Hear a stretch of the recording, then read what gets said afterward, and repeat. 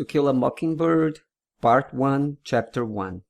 When he was nearly 13, my brother Jem got his arm badly broken at the elbow. When it healed, and Jem's fears of never being able to play football were assuaged, he was seldom self-conscious about his injury.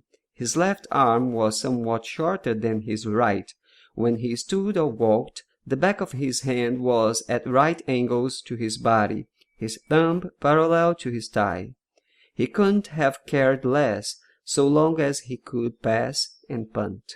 When enough years had gone by to enable us to look back on them, we sometimes discussed the events leading to his accident. I maintained that the Ewells started it all, but Jem, who was 4 years my senior, said it started long before that.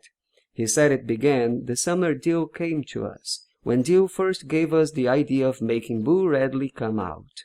I said if he wanted to take a broad view of the thing, it really began with Andrew Jackson. If General Jackson hadn't run the Creeks up the creek, Simon Finch would never have paddled up the Alabama, and where would we be if he hadn't? We were far too old to settle an argument with a fist fight, so we consulted Atticus. Our father said we were both right. Being Southerners, it was a source of shame to some members of the family that we had no recorded ancestors on either side of the Battle of Hastings.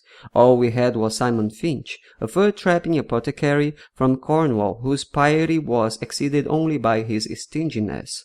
In England, Simon was irritated by the persecution of those who called themselves Methodists at the hands of their more liberal brethren, and as Simon called himself a Methodist, he worked his way across the Atlantic to Philadelphia, thence to Jamaica, thence to Mobile, and up to St. Stephen's.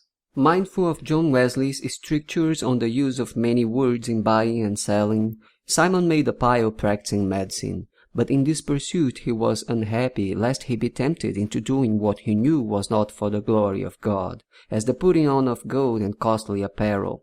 So Simon, having forgotten his teacher's dictum on the possession of human chattels, bought 3 slaves, and with their aid established a homestead on the banks of the Alabama River some 40 miles above St. Stephen's. He returned to St. Stephen's only once to find a wife, and with her established a line that ran high to daughters.